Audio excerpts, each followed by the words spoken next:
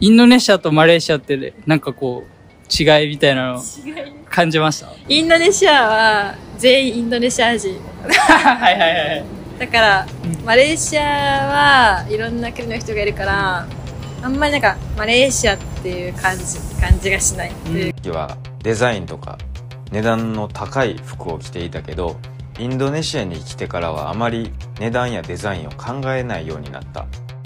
Yo gengs, coba bayangin, ada dua orang Jepang yang hidupnya berubah total gara-gara Asia Tenggara. Yang satu, cewek muda asal Chiba, berani kuliah jauh dari negaranya, bukan di Eropa atau Amerika, tapi di Indonesia dan Malaysia. Yang satu lagi, cowok Jepang yang tinggal lama di Indonesia, sampai-sampai gaya hidupnya berubah 180 derajat. Dari fashion mahal, jadi pecinta sandal swallow. Keduanya punya cerita yang bikin kita senyum, tapi juga bikin mikir. Bagaimana bisa orang Jepang yang terkenal disiplin, perfeksionis, dan stylish justru menemukan kedamaian dalam kesederhanaan setelah hidup di Indonesia? Nah, di video kali ini, kita bakal bahas dua kisah nyata ini. Perbandingan suasana Indonesia dan Malaysia menurut orang Jepang, dan gimana hidup di Indonesia bisa bikin orang Jepang lebih santai, sederhana, dan bahkan lebih bahagia. Nah, cewek Jepang ini lahir dan besar di prefektur Chiba. Hidupnya seperti anak muda Jepang kebanyakan. Penuh tekanan belajar, disiplin tinggi, dan segalanya berjalan cepat dan teratur. Tapi setelah lulus SMA, dia pengen ngerasain sesuatu yang beda. Dia memutuskan untuk kuliah di luar negeri, bukan buat gaya-gayaan, tapi karena pengen tahu dunia luar Jepang seperti apa. Pilihannya jatuh ke Asia Tenggara. Dua negara yang sangat berbeda, tapi sama-sama punya budaya kuat, Indonesia dan Malaysia. Selama beberapa tahun kuliah di dua tempat itu, dia dapat banyak pengalaman yang nggak bakal dia temuin di Jepang. Dan setelah kembali ke negaranya, dia bilang kalau dua negara ini ninggalin kesan yang sangat dalam. Waktu diwawancarai, dia menceritakan pengamatannya tentang perbedaan suasana di kedua negara itu. Menurutnya, Indonesia punya identitas yang sangat kuat. Dimanapun dia berada, dari kampus, jalanan, sampai kafe, semuanya terasa Indonesia banget. Orang-orangnya punya semangat kebersamaan yang khas, dan setiap aspek kehidupan terasa penuh nuansa lokal. Lalu, Malaysia, menurutnya terasa seperti bukan di negara Malaysia. Negara itu punya populasi campuran, ada Melayu, Tionghoa, India, dan banyak warga asing lainnya. Karena itulah, suasananya lebih campur-campur. Identitas nasionalnya nggak sekuat Indonesia yang terasa dari ujung ke ujung. Dari pengalaman itu, dia belajar bahwa Indonesia punya ciri khas yang sulit dijelaskan, tapi mudah dirasakan. Ada energi sosial yang hangat dan rasa kebersamaan yang kuat. Dua-duanya punya keindahan masing-masing, tapi Indonesia memberikan kesan yang lebih membekas. 育ったのはどこですか？育ったのは千葉県です。日本の千葉県ですね。で、もう生まれてから大人までずっとですか？そうですね。高校まで日本で暮らしてて、大学時代だけインドネシアとマレーシアの大学に行って、今戻ってきて働いてます。あ、大学2つ行ったんですか？そうです。インドネシアとマレーシアってなんかこう違いみたいなの感じました？インドネシアは全員インドネシア人。はいはいはい。だから、マレーシアはいろんな国の人がいるから、あんまりなんかマレーシアっていう感じがしないというか、インドネシアに行くとインドネシアっていう感じがする。まあイメージこうまあイメージこう日本と比べてインドネシアの人たちはこうまあゆっくりした雰囲気とかあるってよく言うじゃないですか。でマレーシア人はまあマレー系の人はそういう人もいるけど、まあ中華系とかいろんな人がいるからそれが混ざってるみたいな。はい。そんな感じありです。がとうございます。要約するところ。はい。 Selain membandingkan suasana dua negara itu, dia juga bicara tentang perbedaan karakter orangnya. Di Jepang, kehidupan berjalan cepat. Semua orang sibuk, fokus, dan serba tepat waktu.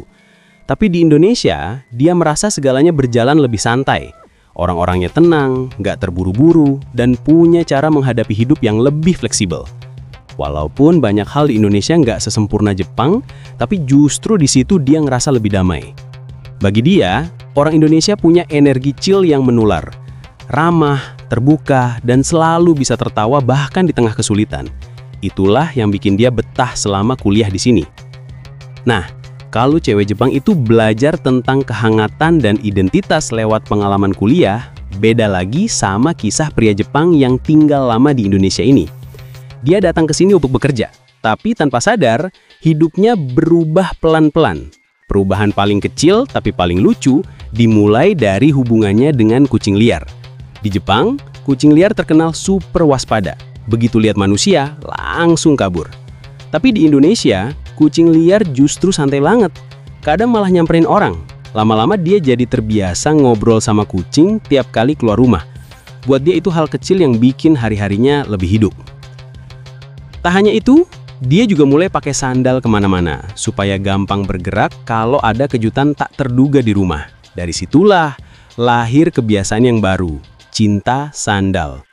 Dia bahkan punya favorit sendiri, sandal lokal Indonesia kayak Viper dan Swallow, yang menurutnya ringan, tahan lama, dan cocok banget buat iklim tropis.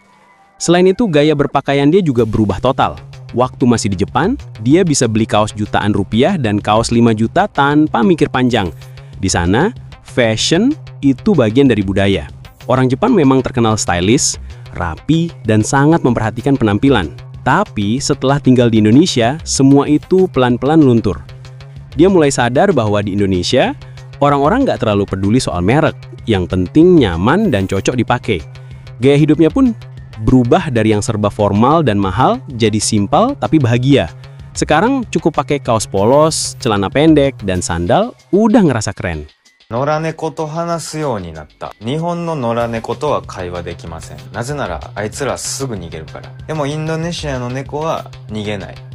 僕はずっと会話する努力をしてるんですけど、なかなか難しいです。今怖いのは将来や仕事のキャリアではなく、ゴキブリやちっちゃくである。サンダルが好きになった。その中でもフィッパーとスワローは最高。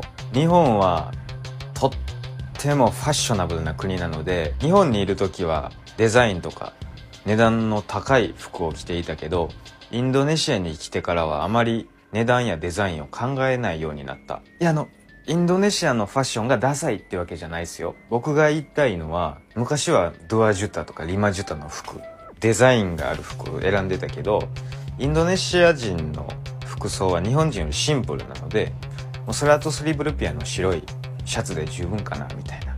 だってインドネシアはもうね、短いズボンとサンダルとなんか襟ゴ。 Dia bahkan mulai suka brand lokal Indonesia karena ngerasa gaya orang Indonesia itu santai, tapi tetap keren. Dari situ dia belajar kalau penampilan nggak harus mahal untuk terlihat menarik. Yang penting percaya diri dan nyaman dengan diri sendiri. Perubahan itu bukan cuma soal pakaian, tapi juga soal cara berpikir. Di Jepang, dia terbiasa hidup dengan tekanan sosial tinggi. Harus sukses, harus cepat, harus sempurna. Tapi di Indonesia, ritme hidupnya melambat. Dan anehnya, itu justru bikin dia lebih tenang. Dia mulai belajar menikmati hal-hal kecil yang dulu nggak sempet dia rasain. Nongkrong di warung kopi sederhana, ngobrol sama tetangga, atau sekedar lihat anak-anak main di jalan sore hari. Hal-hal yang kelihatannya biasa, tapi ternyata punya makna besar tentang hidup. Kalau dipikir-pikir, dua orang Jepang ini punya satu kesamaan besar. Mereka sama-sama menemukan ketenangan di Indonesia. Bagi cewek Jepang tadi, Indonesia adalah tempat yang penuh kehangatan dan identitas yang kuat. Bagi pria Jepang itu, Indonesia adalah tempat di mana hidup terasa lebih ringan dan apa adanya. Mereka berdua membuktikan bahwa hidup di Indonesia bisa mengubah cara pandang seseorang terhadap banyak hal, tentang waktu, gaya hidup, dan arti kebahagiaan. Buat orang luar, Indonesia mungkin terlihat berbeda dengan Jepang, panas dan gak selalu teratur. Tapi justru di balik itu, ada energi kehidupan yang nyata. Di sini, orang bisa menemukan tawa di tengah kesulitan, bisa saling bantu tanpa banyak syarat, dan bisa menikmati hari tanpa harus dikejar ambisi. Dan lucunya, kadang orang luar justru lebih bisa melihat sisi indah Indonesia daripada kita sendiri. Mereka datang, ngerasain kehidupan yang santai, terus sadar kalau kebahagiaan gak selalu datang dari kesempurnaan, tapi dari kesederhanaan. Jadi kalau ada orang Jepang yang awalnya hidupnya penuh jadwal dan tekanan bisa berubah jadi lebih chill gara-gara tinggal di sini, mungkin kita juga harusnya lebih menghargai vibe hidup ala Indonesia. Nggak perlu terburu-buru, nggak usah terlalu mikirin penampilan, cukup jalani hidup dengan santai, senyum, dan nikmati setiap momen kecil yang kita punya. Karena pada akhirnya, kadang kebahagiaan itu sesederhana jalan pelan di sore hari pakai sandal sambil senyum ke kucing yang lewat di pinggir jalan. 現地のファンの方と喋るのは初めてなので緊張するんですけど楽しみたいと思います。